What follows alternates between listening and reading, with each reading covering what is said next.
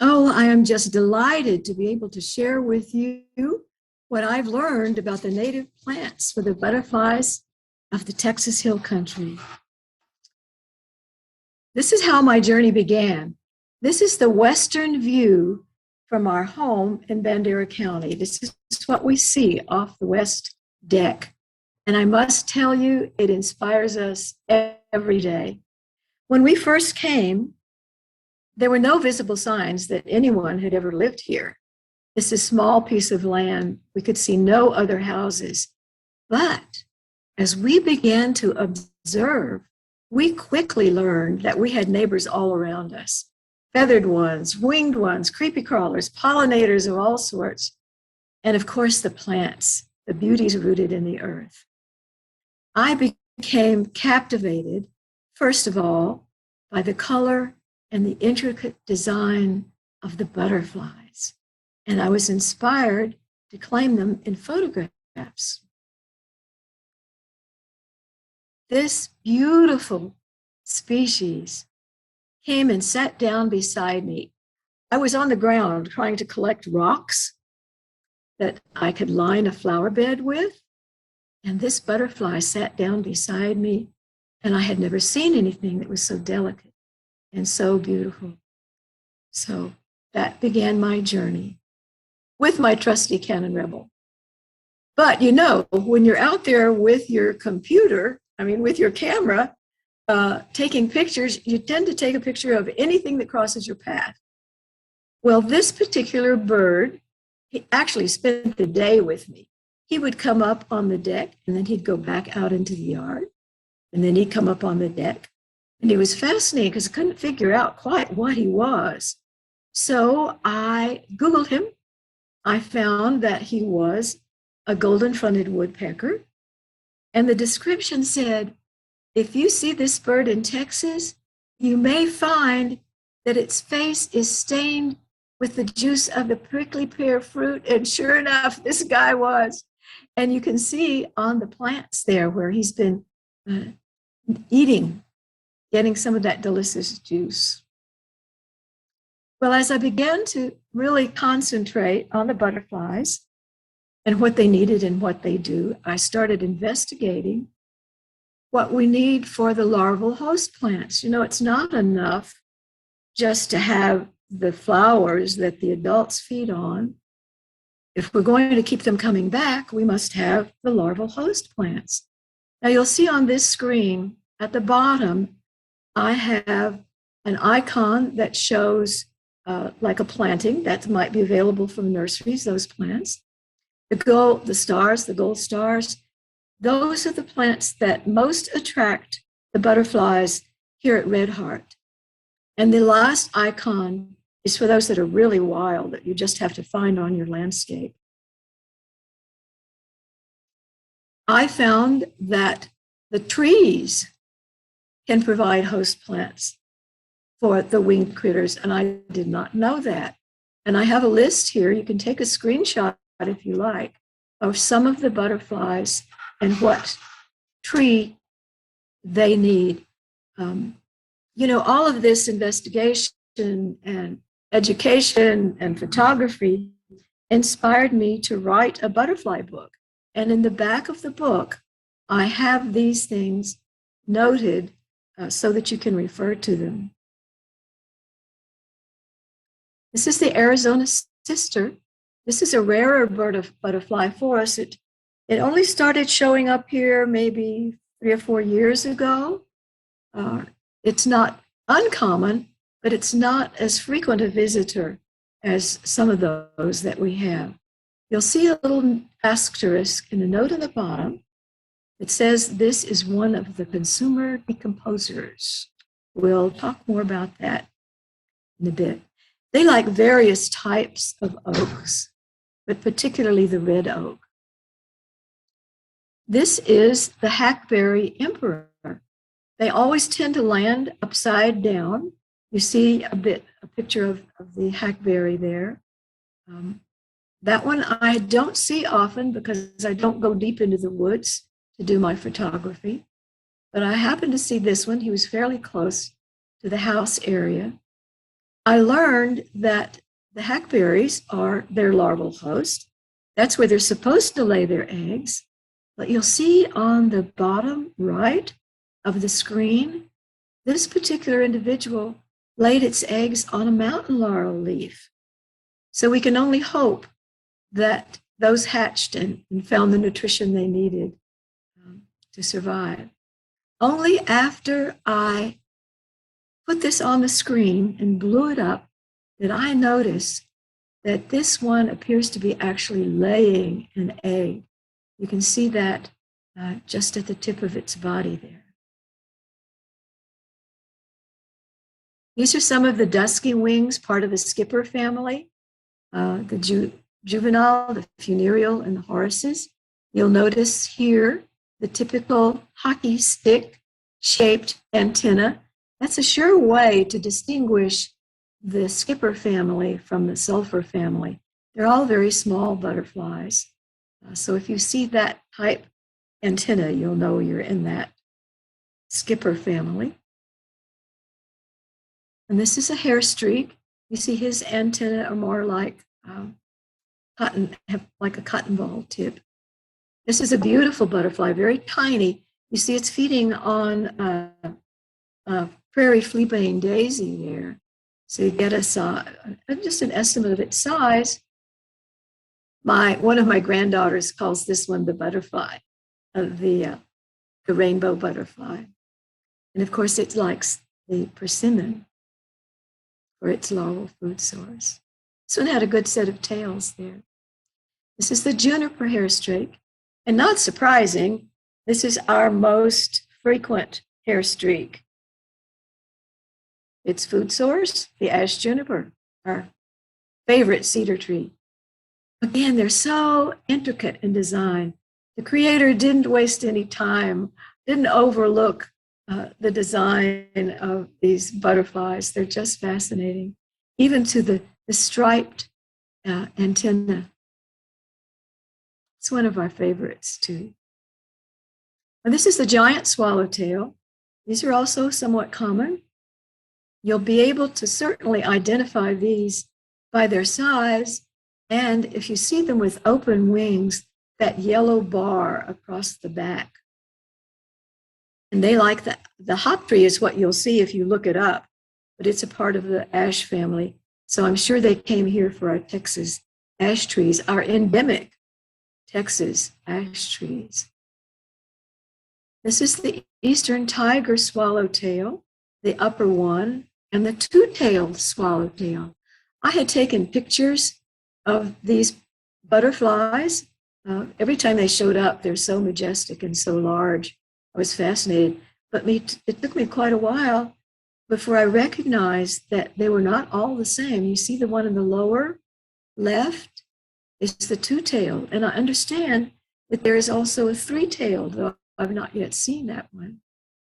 You know, right now, because of our drought and the changes to the global landscape, nothing really is blooming right now. Perhaps just the mountain laurel and very few tiny, tiny little yellow flowers. Of course, we have the trees are beginning to put out, and so there are some things there that they can nectar on. But for some reason, for the last week or two, maybe the beginning of April, we began seeing lots of these tiger swallowtails, many more than under normal circumstances. Not sure I understand why. Maybe they're coming out in force and searching more widely to find a food source. But the escarpment black cherry tree, of course, is what is their larval food here at Red Heart. This is the red spotted purple, or Astyanax, and many, many trees and shrubs serve as their larval food sources, including, again, the escarpment black cherry. A lot of people see this one from a distance and think it's a pipe vine, and indeed the open wing top does look like that, but of course it's not a swallowtail at all. And it's another CD, as I've labeled them. This is the question mark, yet another CD. I first saw it feeding there off the hummingbird nectar. I was watching it, and it came and landed on my tennis shoe. That was not much of a compliment since it likes to eat decomposing, rotting things. Well, it passed them by, but it's a beautiful, beautiful butterfly. That tiny little circle you'll see on the outside of the brown wing is supposed to look like a question mark to someone. Therefore, they named it that. This is the Rickert's blue.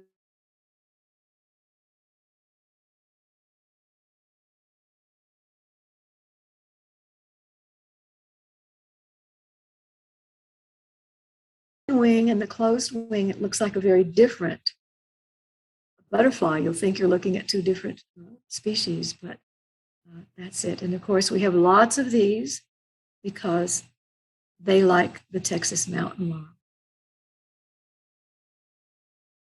This one you know, but you don't see it like this. You normally see it squashed on the front of your car, the American snout. And when you look closely, they're actually rather attractive butterfly when you can see their upper wing opened. But there's no doubt why it was called a snout. It has quite a definitive spout there. It likes the elm and the hackberry. You see all those specks on the top of the picture? Those are not dots. Those are not dust. Those are little butterflies. They come up from the canyon to the west of our house every year. So there may be more hackberry down there. But then they make their way out on the road so that cars can hit them. I also learned that grasses are the larval food source for some of the butterflies, mostly the skippers. Now, I can't identify these grasses, all of them.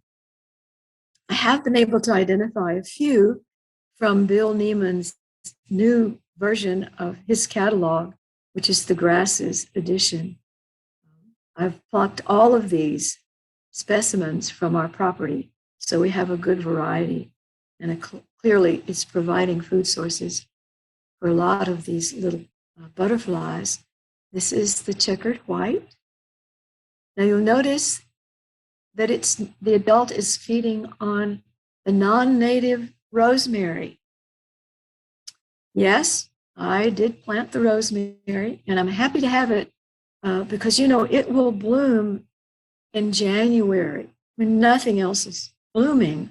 So the butterflies particularly appreciate that. These are some of the skippers feeding on various things. The fiery skipper, the clouded in the upper left, and the nice-eyed roadside skipper. They're very, very tiny, especially that little nice roadside one. You have to look closely at it before you can see it. This is the orange skipperling. I just love this little guy. It's fun to look at their faces, see those giant eyes. One of the things that I was surprised about as I began to blow up the pictures that I had taken of the butterflies are those very long scales that look like hair.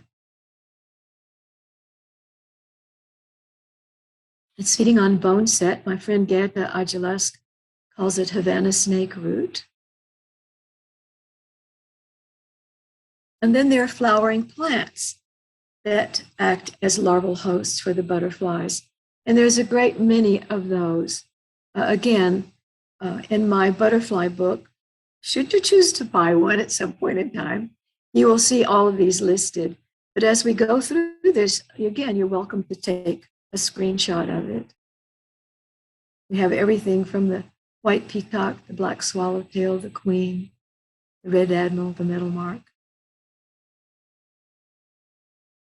Now this is the spice bush swallowtail. This one is rather rare here. It's really a more eastern butterfly, and it came during a period where we were having a lot of rain, a lot of blooming flowers. But the interesting thing is, as I watched it out in my the butterfly garden that I've planted. We have both kinds of lantana, but this particular butterfly fed only on this non-native one. I think that's the lantana camera, which is a native of Barbados that has gradually worked its way here. I assume that it's naturalizing. I'm told that it's not invasive, and the butterflies do indeed love it. You will be able to identify this swallowtail. If you look on the butterfly on the right, there is one longer blue coloration that looks something like a rocket taking off in the blue field, and that's the clear identification mark for the spice bush. I don't know what it finds as a larval host plant here, and maybe indeed it just passed through. I don't have spice bush nor sassafras tree, but perhaps something in the family that I've not identified yet. And this is the black swallowtail. I'm sure you're all familiar with this. This is very common in our area. You'll see the male on the bottom and the female on the top. They look quite different. This particular year, I had a lot of the wild dill, and I must have had 20 caterpillars feeding on the dill right around the house. So I got a lot of good photographs of those. This is the pipevine swallowtail. You see how it could easily be confusing if you're looking at the spice bush. But again, it's a rather common one for us.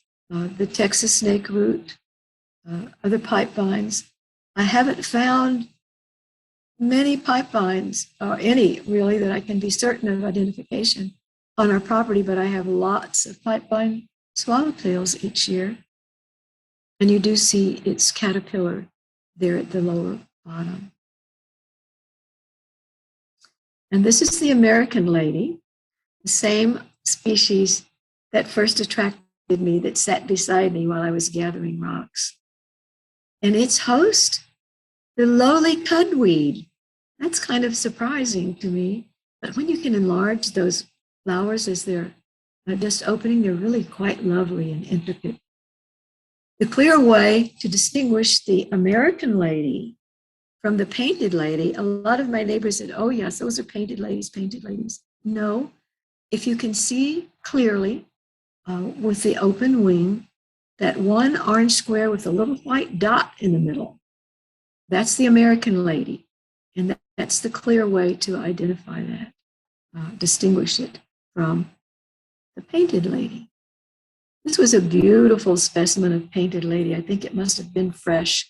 And you see those very, very long scales, again, hair-like scales around its body. It can be very prolific because it has a lot of different larval hosts. 100, I'm told. The lantana, the vervain, the thistle, the mallows. This is the Gulf fritillary. This could be our most frequent larger butterfly. And I don't know what it finds here, that tiny little piece of a plant is some sort of passion flower, I'm told. I looked and looked. I've tried planting them from seeds, but unsuccessfully. Lee Hale, who is an entomologist and a singer-songwriter, storyteller, but he is a degreed entomologist and herbologist. Anyway, he came to my property here and we looked around trying to find passion flower vine, anything that might serve as a larval host for this butterfly. And this was the only thing we found, but I might have more. Notice the eyes. I like to look at the eyes of the butterfly. You see the eyes, the brown eyes, tend to be color coordinated with the wings of this butterfly. This is the queen. A lot of folks see this and think, that's on a milkweed plant that's nearby. That must be a monarch. And they do look very similar. So you have to look closely. You'll see this is, I'm showing here a milkweed vine that we have that's very close to the house, so I can check it out frequently. And those flowers are so delicate with fringed edges. They're really beautiful to enlarge. It's feeding on a Zixmenia. Now, 1 year, only one. We've been here on this land for almost 20 years, but only 1 year did the monarchs decide to overnight with us. It was so exciting. They came, they began coming. We could see these dark things everywhere. And they began landing in the trees, in the oaks and the cedars, and they would land and they would fold their wings and they would go to sleep. And they would be covering areas. I couldn't photograph all of them at once. But we were like little kids at Christmas time. We were so excited to see them. And of course, you know, their hosts are milkweed plants of all kinds. You see the antelope horn, both open flower and closed on the right, and that same milkweed vine on the left. We were so excited. We kept taking pictures and watching them until it got so dark. We finally went in, but we got up at dawn as early as we could to see if they were still there. And they were, but they had already begun leaving. And the fascinating thing to me was they left one at a time. They would open their wings, let them dry a bit, and fly off one at a time. So embedded in their GPS, each individual, they know where they're going. Of course, this was the fall. They were part of the fourth generation going back to Mexico. I hope each of you might have such an opportunity at one day. And I will tell you that if you're there at a certain time, along 337 toward Lakey, between Vanderpool and Lakey, there is an area on the highway in the very hilly portion of that road where there are bone sets all along the left side. And if you pass there at the right time, you will see thousands. Well, minimal hundreds right now, but many, many, many monarchs feeding as they go on their way. Now, this is the bordered patch, a beautiful little butterfly. I had not had many of them here. I'd seen them in other places, but not here at Red Heart. But 1 year, some of the sunflowers rooted from the seeds that I put out for the birds. Well, that was all the bordered patch needed. They laid eggs, they hatched, and you can see that thing in the middle down there, they just devastated those sunflower plants. They also have the bush sunflower is a larval host plant for them. And this is the cloudless sulfur. The senna is its larval host plant. You see these, you can tell easily that these are the same butterfly, but we have different coloration. And that can be in part by sex or by season. It seems as though I have read that the spring butterflies and the fall butterflies maybe have different coloration. And this is the dainty sulfur, very tiny. You see, that's on a Zixmenia. You'll often see it just on the ground, finding some sort of minute things, I don't know what. And it looks, until it really opens enough that you see the yellow wing, it just looks kind of like dirty, like dusty. You have a tendency, you want to wash off that wing for it. And it's larval host, asters, and beggar's ticks. I do my best to get rid of the beggar's ticks, but they keep coming back. But we also have a lot of dainty sulfurs, so there you go. This is the common buckeye, beautiful butterfly, a larger one, and it likes all of the verbena family and the lantana. I was surprised to find it feeding here on the side oats grama. That's our state grass. And again, look at the eyes. They're color coordinated with the wings. Some are not. Some of the butterflies have different colored eyes. This is the great purple hair streak. Now, I've only seen this one time, and it was when the agareta blossoms had just opened. You could smell their fragrance, and it was really enjoying it. As you can see, look, its body is completely coated in pollen from the agarita.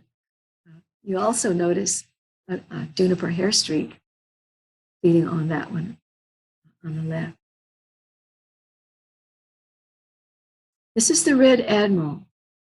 This is one of the most widespread butterflies in the world. We get them very early. They come sometimes in January. We'll start seeing them. And I've read a little bit about these butterflies. There's a story that flocks, huge flights of them, were flying across the Russian steppes, headed in our direction. So it's amazing to think that they can travel those distances. We know of the monarch, we're familiar with that one. But this butterfly will also come up from Africa all the way up to Northern Europe. And clearly, from that one story, they were able to cross over from the steppes of Russia. It's a beautiful little butterfly. I have to tell you another story, a personal story about this butterfly. I made little books for my grandchildren in Maryland for Christmas. The older one got a book of birds, the middle one got a book of butterflies, and the very youngest got one of furry creatures. So they had worked with their mom, they had looked at the book and studied it. When I went to visit in the early spring, we took a walk in the library area where they had a walking trail, and we saw a red admiral. It landed on the shoulder of my 5-year-old. Well, she was fascinated by that. So we came home after our walk. The women were all in the house having their iced tea, and the kids were in the backyard playing. And the 5-year-old came running in, Grandma, there is a red admiral in the backyard. So we went out, she showed me, yes, it was a red admiral, and she had identified it correctly. So the message here is start when they're young. Get them out, help them identify the butterflies and all the critters. I think it will stick with them forever. Now this is the Rawson's metal mark. You have to get the light just right to see those metallic looking scales on their wings. Very lovely butterfly. And of course, the shrubby boneset, again, is its larval host plant. I save a few thistles for sites such as this. These are sleepy orange sulfurs, and that was such an interesting photograph. I put it as the cover of my book. Look how many are feeding on that one thistle. This is the southern dogface, again, yellow eyes, match the yellow wings. This one is very easy to identify, this sulfur. If you see that round black circle, it shows up quite well. And they like the pea family, all the different species in the pea family. This is the Texas crescent, like Sualia, the wild petunia. It's also a very small one. It's very intricately marked, but it blends quite well. It's almost like a camouflage. And this is the Theona checker spot. A lot of these butterflies I've shown you earlier are very, very common. I'm sure you've seen them. You may not have seen some of these smaller butterflies. This one is feeding on the little trumpet-shaped blossoms of the persimmon. It looks like stained glass to me. I think it's so beautiful. And of course, the larval host plant, our Texas sage. This is the variegated fritillary. Some sort of flax. We have flax here. I don't know what stiff stem flax is, and I do know that we don't have any violets. So I'll have to keep searching for the precise plant that it may feed on. Again, looks quite different with open and closed wings, as you'll see here on this slide. So this is a slight confession here. This white peacock was not exactly on our property. It was down the road a bit, Our property is at a high elevation. It's the second highest point in Bandera County. It's at 2,300 some odd feet. And this was at a little lower altitude. So I make that confession. And I also make another confession to you. I don't have any educated credentials. I'm only an untrained naturalist. But I think there's reason being for all of us to be that as well. And it likes the Mexican petunia neuralia also. Now, these are the favorite adult foods that I have here. Some of them planted, most of them completely natural. The lantana, the salvia gregii, which I planted, the lemon bee balm, I did bring seeds from the roadside for that. Boneset came up naturally, the milkweeds naturally, and the verbena. The awnless bush sunflower came with a load of gravel when we redid the road.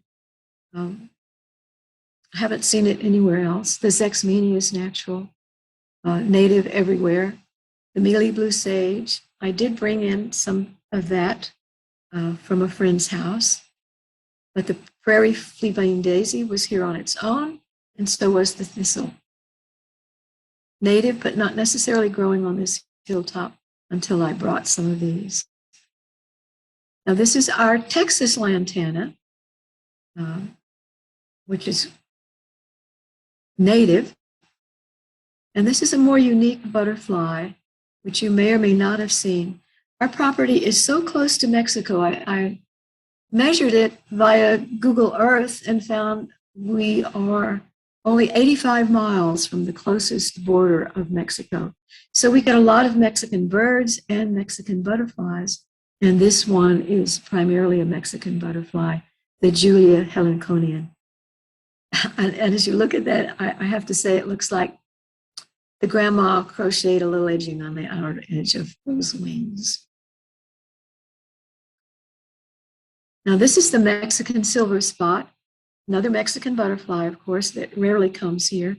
I've seen it only a few times, and it's feeding on the non-native lantana. It can be identified. You may think it's some other common butterfly until you see that very red just behind the head on the upper wing. Brown eyes here. Here's one of our patches of Salvia gregii. The butterflies love that. The hummingbirds love it. And this is a little bit more unique, little sulfur. It's a Satira sulfur, and I think it comes up from Mexico as well. And of course, you can buy these at the nurseries and plant these, but they are native. This is the lemon bee balm. Many, many things love this. Some people call it purple horse mint. It has a lot of names. Again, there's a Gulf fritillary with its brown eyes feeding on the bee balm. I think you can buy this. We also have I see in that photograph, a bumblebee enjoying that same blossom. They're feeding together. And here's our shrubby boneset with, again, an upper butterfly that might be a little hard to find or to distinguish. It's a marine blue. I've seen it only a few times here. And then the Zilpa longtail, again, came only 1 year, though I did see this butterfly in Louisiana in the more damp and low altitudes by the dozens. So this one just wandered off a bit, but does come periodically. Now that big bush of the shrubby boneset is close to the house.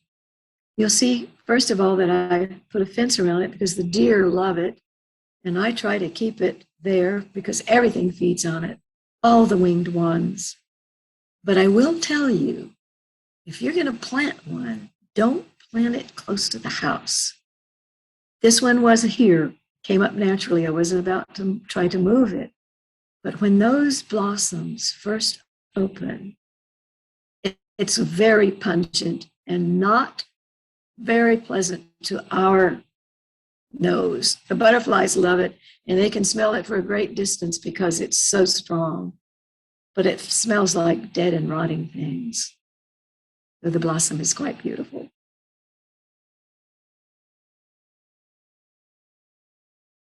Again, the milkweed family, we have different things feeding on it here. A rarer little butterfly, a hair streak on the top, is a northern oak hair streak. And then again, our very, very common gray hair streak. And I have to put in, again, another picture of a monarch, because this was a spring monarch that had apparently just hatched. Do you say hatched? And you could tell the difference. The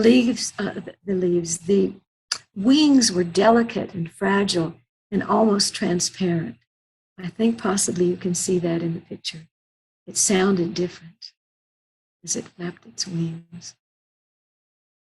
This is that special milkweed vine and a little lyside sulfur feeding on it. These are whitish to pale green, these sulfurs. And our prairie verbena, we have a lot of that, and a lot of the butterflies like it.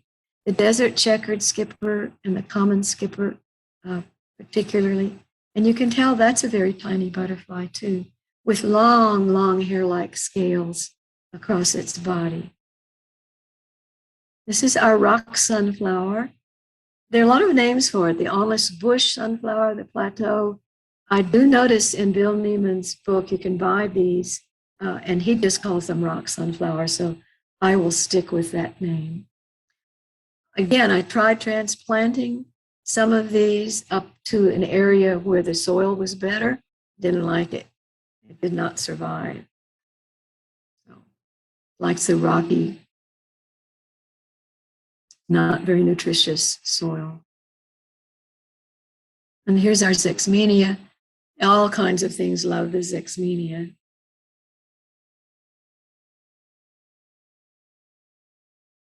And the Maximilian sunflower. You know, when I go out with my camera, especially in the spring when the flowers are blooming, there are three certain stops. The Maximilian sunflower, the rock sunflower, if it's blooming, the rosemary, and the Salvia greggii. I can be certain that I'm going to find butterflies on some of these. It does spread. It does become invasive. So you want to plant it somewhere that it can have free reign. The mealy blue sage again. It was exciting. Again, it was in the fall when these monarchs were coming through again, and they were all over this mealy blue sage. And there were so many, their wings would hit together. Now, this, of course, is the fourth generation. I think they must build stronger wings for their long flight, because you could hear their wings slapping together as they fed. And of course, we have a Gulf fritillary there on the right. There's our little prairie, fleabane daisy, with an elated checker spot, and again, the beautiful red admiral. This is the way most of the thistles end up at our house. We don't like them, but all the butterflies do. So I save a few. Then we need to have just odd things that we might not consider that the butterflies like. This is the falcate orange tip, and it only shows up when the crow poison is in bloom. This is a male. Only the male has the yellow tip. The female just looks sort of scattered dusty on the outer wing. But you can see the definite white dot on the upper wing. And there again is our non-native rosemary, and you can see how it attracts every butterfly. I lost mine, by the way, in the polar vortex. And then as I studied and learned that they are consumer decomposers, I would never have guessed that. These delicate, fragile, beautiful butterflies dancing among my flowers. Then they go down and feed on rotting fruit and decomposing things. I I think they are an army, a tiny army, but great in number. Decomposers. I put this orange out for the orioles, and as it soured, the butterflies and other critters came. It was spoiled. The red satyr. Now, some of these butterflies, excuse me, I'm watching hummingbirds out my window here. And they keep distracting me. Some of these consumer decomposers that I've shown you will feed on both the rotting materials and on fresh flowers. They will nectar there as well. But the red satyr, I think, feeds only on the rotting materials, the decomposing materials. That's their job, to help recycle. Same with the little wood satyr. Again, tried my orange.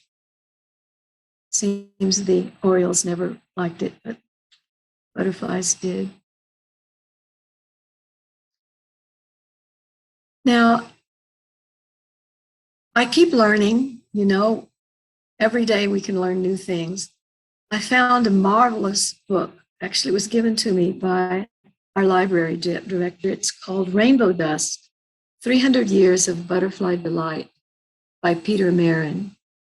He is English, and much of the information in the book, particularly the species that are identified, are from Northern Europe. But I have to quote here some of the things that he taught us.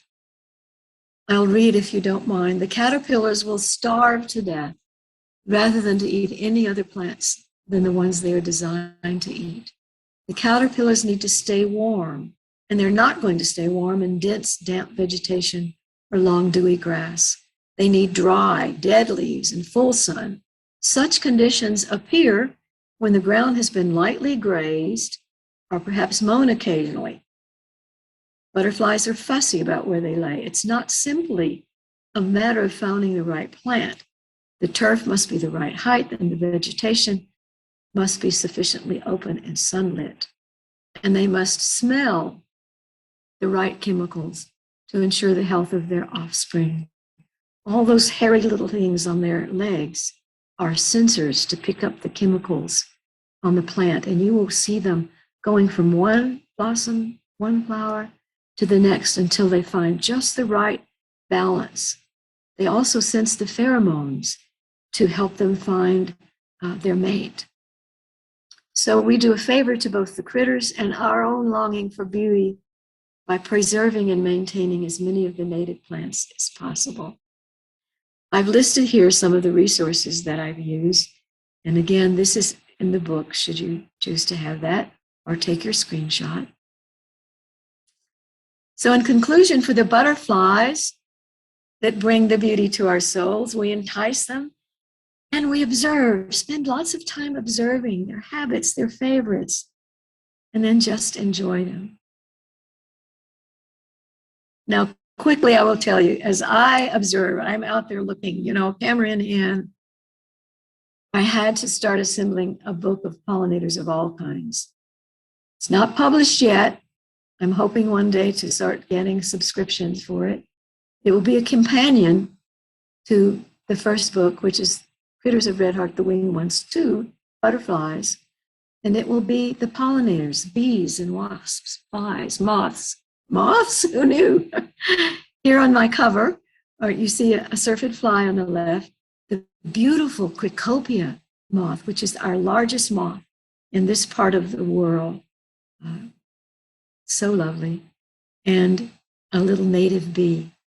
As you look at the antenna on that Cricopia moth, you see how you can easily distinguish a moth from a butterfly. There's always a feathery look to the antenna of the moths. So quickly, I'll just give you a little idea of what might be in the book. These are some of the native bees. We have quite a variety. They're all identified. The syrphid flies and the flies. I like the little antenna, the short little stubby antenna on the syrphid flies.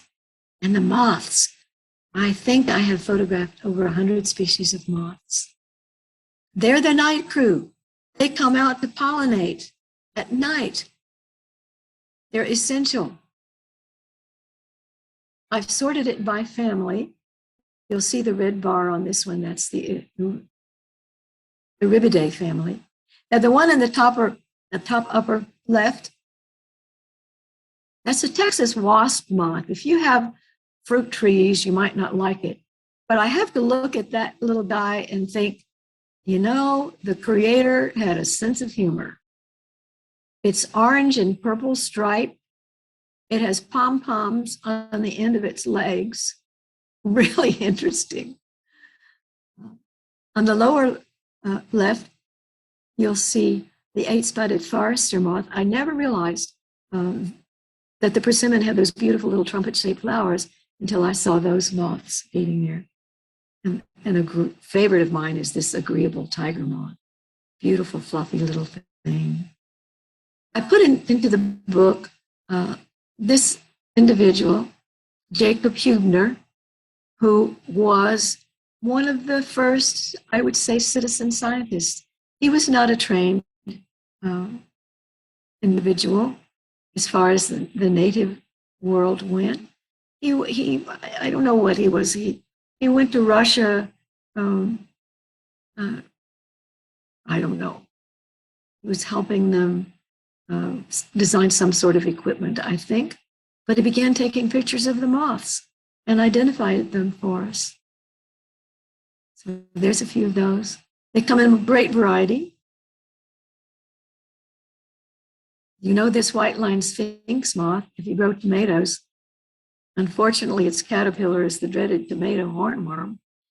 Some people call it the hummingbird because it will come out at dusk and nectar on the flowers. And you, first glance, you think that might be a hummingbird. And then here are some of our silk moths. We have 4 of them. You'll see the one on the upper left is my favorite. It looks like a baby sleeping, this little pink feathery antenna. And the Io moth, the female is on the top, the red one, and the male on the bottom. They have a little poison in their caterpillar, so you don't get close to those.